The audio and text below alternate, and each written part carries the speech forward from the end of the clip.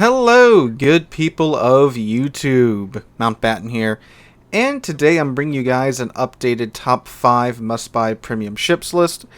These are ships that, if you guys asked, hey, should I buy any of the ships on this list, I would say absolutely yes to any ship on this list. I also think, obviously, that these ships are worth either the resources, so either the coal, the steel, the research spirit points, or the free XP that you have to grind out to get them, or I do think they are worth buying outright for cash if that option is available. So again, any of these ships on this list I would highly recommend. These are some of the best premiums in the game at the moment. Also, if you look at the list, they are in order, meaning that number 1 is the ship I would recommend you guys pick up first, and number 5 is a ship I would recommend you guys pick up later on down the road. Again, that's just my suggestion. You can buy them in whatever order you want. Also, if you want to know a little bit more about these ships, as this is a list video, we are going to talk about these ships very briefly in their section. Of course, I can't spend 20 minutes talking about these ships in depth in one video. However, I have done that in other videos for most of these ships, so I will link to that review for these ships at the end of their section in this list if you want to see a more in-depth review and look at these ships. But anyway, with that out of the way, of course these ships are all available at the moment. This is in fact why I'm having to update this list. My previous top 5 must-buy premium ships list, well, 3 of those ships are no longer available. Yeah. The list is like 2 years old, but yeah, it's about time for this list to get updated anyway. So let's go ahead and get going with number 5, which is the Tier 10 Italian heavy cruiser, the Napoli. So the Napoli is a ship that is just incredibly tough right out of the gate. If you played in the last round of clan battles, Napoli was pretty much everywhere once you got into Storm and above, because this ship is ridiculously well armored for a cruiser. And this is one of the few normal cruisers that could really stand up to super cruisers in the last clan battle season. And again, dual Napolis were everywhere last season. The armor is just, again, exceptional for a cruiser. And on top of that, too, she does also have a pretty nice set of guns.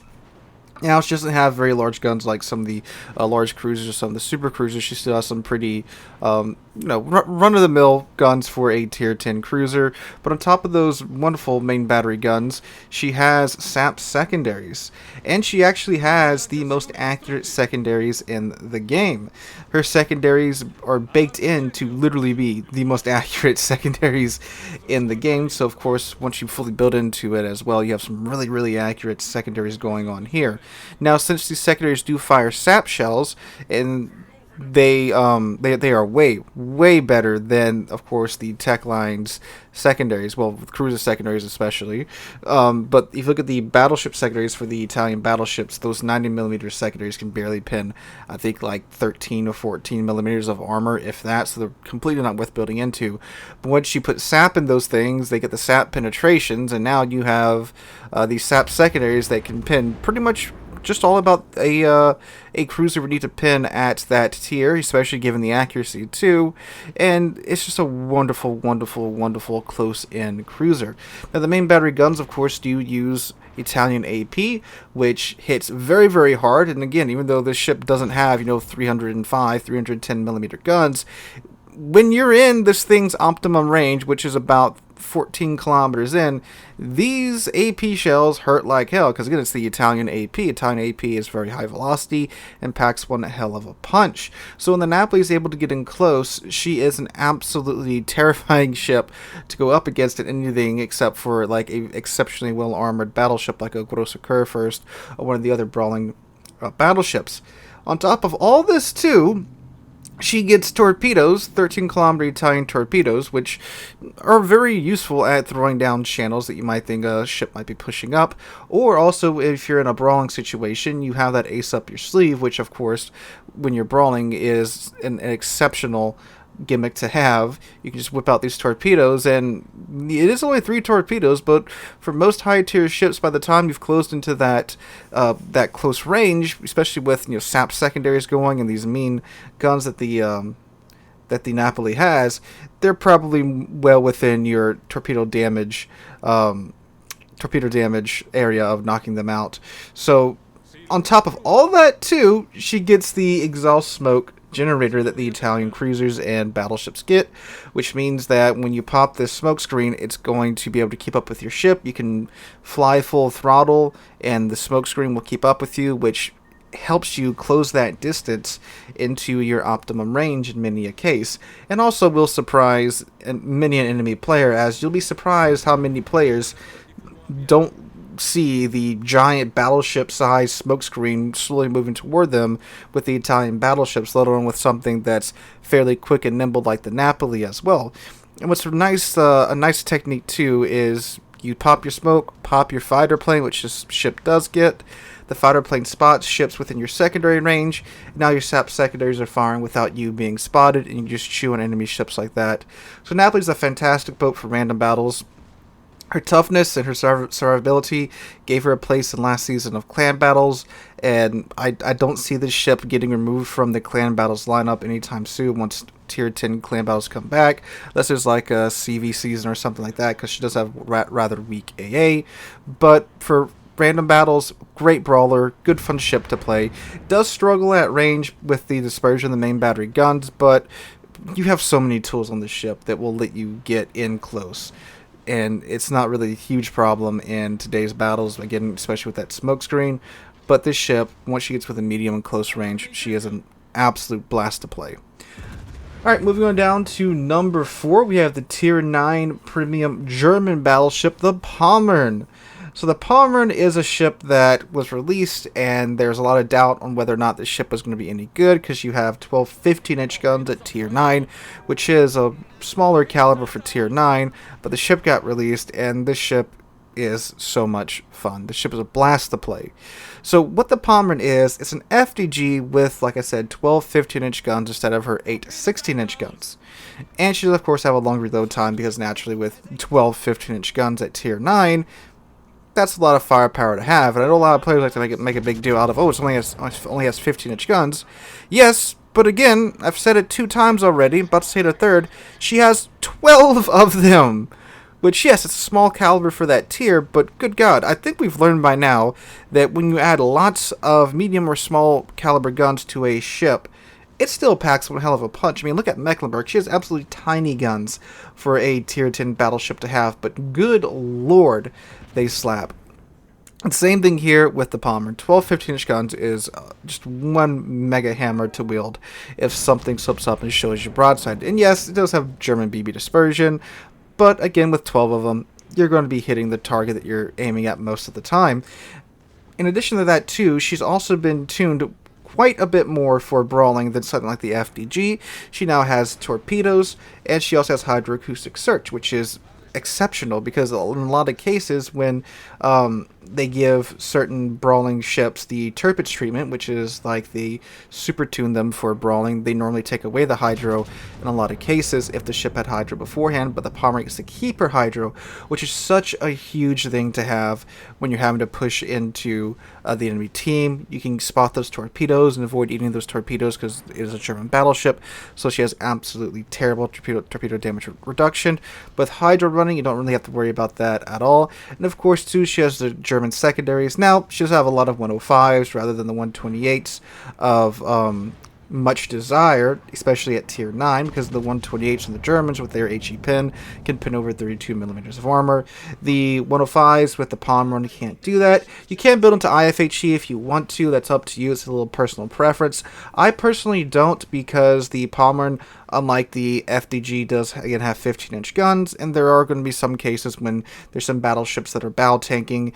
You simply don't have the accuracy to reliably hit their superstructure, and you are going to need to load HE to deal with those bow-in battleships. And when you take IFHE, it cuts your fire chance by half, so you're taking I think it's like a 28% fire chance on the GK, and cutting it down to like 13, on the Pommern, and cutting it down to like 13%. And at that point, in my mind at least, I'd rather have the decent fire chance with 12 guns rather than a terrible fire chance with 12 guns. But again, it's up to you. You can build into IFHE. I'm not going to think lesser of you than that. There's just some people that, I swear to God, when you mention you don't take IFHE on everything, they love to type like a Wikipedia page worth of a comment in the comment section. It's personal preference. It's your playstyle. The ship's going to perform decently well either way, in my opinion. So again, it's up to you. But yes, Pommern, a wonderful brawling battleship. And you might be thinking, well, isn't brawling kind of falling out of style at higher tier now? And yeah, it doesn't happen every game. Of course, it happens less than it did back in the day. But when there's any type of special or competitive mode at Tier 9, like Ranked, Tier 9 Brawls, this ship dominates. Ranked is normally a much closer game mode than random battles because of the smaller player count and the fact that you do have to cap if you want to win in Ranked, or, of course, slaughter the entire enemy team. But anyway, it does so well in those game modes. I've gotten through Bronze League, almost all the way through Silver League in the last Tier 9 ranked battle season in just 1 or 2 sessions with the Pommern on stream. And for Brawls, of course, you can imagine this is essentially the queen of brawling now with the torpedoes and the secondaries and the guns. She does quite well in those game modes. And in random battles, when you can get into those brawling situations, she is fun. But again, with the way that things are going up at higher tier, that is why I've got the Pommern at number 4 rather than lower down like I did in my video a couple of years ago. Alright, moving down to number 3 now, we have the Tier 8 Premium German Cruiser, the Mainz. We just talked about the ship a few days ago. Mainz got her whole own video, so I won't spend too much time talking about her here. If you missed that video a couple days ago, basically the Mainz is a hipper hull with some slightly thinner armor, with some wonderful 150mm guns. You get the German HE pins, which means that these 150s can pin over the 32mm threshold, which is more than what you need at Tier 8. They have a nice flat shell arc. The guns fire at 900 meters a second, so you have wonderful shell velocity. So the guns are really easy to use, really comfortable to use. You get a 6-second reload time with an optimum build on the Mainz. And if you have someone like Lucians on the Mainz, and I should have mentioned that with the Pommern too, if you got Lucians, definitely pick up the Pommern, definitely pick up the Mainz, because with the Mainz, once you pass, I think it's 140 shell hits, you get a 7% boost to your reload time. And in the case of the Pommern, when you have Lucians, once you get 100 secondary hits, you get a 15% boost to your secondary load time there as well. So Mainz is a really comfortable ship to use. Yes, the HE doesn't have the best damage ever, but at the rate you'll be firing your guns, you're going to be getting plenty of shell hits on target. You're probably going to be setting quite a few fires with these guns. So that's how you get your damage. And when you have those games that go for quite some time, it's not out of the ballpark for you to easily cross 200,000 damage in the Mainz, again, in the right situation. If you build it to her speed, she's pretty good at throttle juking as well, so you can really mess with the enemy team's mind by just, going 1/4 speed, half speed, and messing with your throttle and throwing their shots off there. She also used to have pretty good AA back in the day. Again, with the way that AA is now, it's kind of like a situation, but even without DFAA, she's pretty capable of defending herself against most CVs, but you can take DFAA if you want to with the Mainz as well. She does also come with hydro and the normal 6-kilometer German torpedoes. So good all-around package, a very nice light cruiser here. She does also have, again, a thinner hull than the hipper, but it is still the hipper hull, so she's tougher than most other light cruisers, but at the same time too, it is a hipper hull, and if you do get hit in the right area, like you get hit in like the propeller shaft and suddenly turret number 2 blows up. That does happen here with the Mainz, but if you play light cruisers, Mainz is a must-have in my mind. Alright, going down to number 2, we have the Tier 8 Premium Japanese Heavy Cruiser, the Atago. The Atago is the oldest premium in the game. She was the compensation many a player got when they decided the Kitakami was too powerful for this world. The Atago is a fantastic cruiser. We've talked about her not super recently, but we have talked about her, I think, in the past couple of months on the channel. You get the Japanese cruiser HE Alpha and the HE Fire Chance, which is absolutely out of this world. You get that on a ship whose concealment, if you build into it, is 9.9 kilometers. A heavy cruiser with a 9.9 kilometer concealment. That's like 0.2 kilometers away from my Caballeros concealment. It's that good. You also get that on a cruiser with exceptional maneuverability. If you want to build into it, you can have this heavy cruiser with a sub 3-second rudder shift time.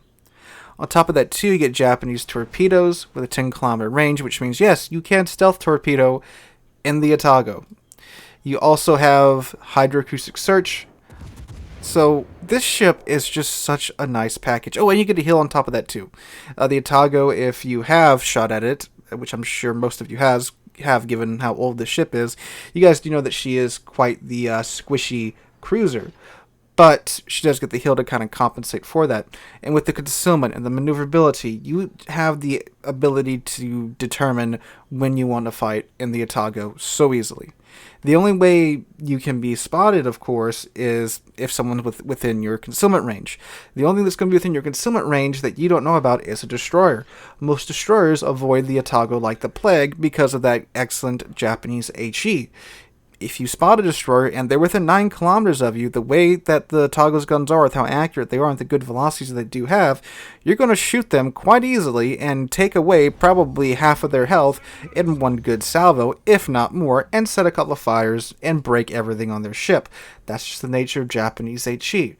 So the Atago is a fantastic boat, one I would highly recommend everyone pick up, especially if you're going up the Japanese heavy cruiser tech tree. This is an excellent Japanese heavy cruiser commander trainer, or of course just a good Japanese commander trainer in general, given how the new commander system works. Excellent for that, excellent at farming. This is an absolute cockroach of a boat if you know what you're doing, because again, you just got slapped, that's fine, stop firing, you're undetected, pop your heal a couple of times, now you're back in the fight. Excellent for that, and I love this ship, and I'm very sad it took me so long to finally play this ship. It wasn't until I think like 2 or 3 years ago they actually sat down and played this ship, because I never really touched the Japanese cruiser lane at all, and wow, I was very upset that I hadn't experienced this ship much sooner. But anyway, on our way to our first honorable mention, and only honorable mention for this video, we have the Tier 10 French destroyer, the Marceau. Yeah, Marceau is one heck of a gunboat. She is a Kleber with smaller guns with a much faster fire rate. So basically, a Kleber with much more sustained DPM at the cost of some torpedo power. She does get the French destroyer damage saturation gimmick, where essentially they take roughly half the amount of damage that other destroyers do have, because the parts of the French DDs get saturated faster than other ships. Very fast boat, excellent firepower, incredible sustained firepower. You rush down a flank in this ship, you find the DDs, you flex on them, you murder them with your fast fire rate, then you move on to farming down the cruisers and then the battleships after that. Her shells are quite floaty at range, so optimally, if you want to engage other DDs, you want to be you want to be at closer range, not up in their teeth like the Italian DDs, but certainly not much further beyond 10, 11, 12 kilometers, because you're going to have some real hard times hitting targets at that range. It's not quite as bad as the American DD shell arcs, where you're not hitting anything in that range. The Marceau can easily farm down, hit large cruisers and battleships at that range. But engaging other DDs, you want to do that a little bit closer than you would in like the Soviet DDs. In fact, I think the gameplay watching the background here, I'm fighting a Tashkent, and the Soviet DDs have much better gun ballistics at range. That's when they have their advantage. So you can see I'm trying to get closer to them, trying to go dark, trying to engage them at like sub 10 kilometers, something like that. But yes, this is an excellent DD, one I would highly recommend you pick up.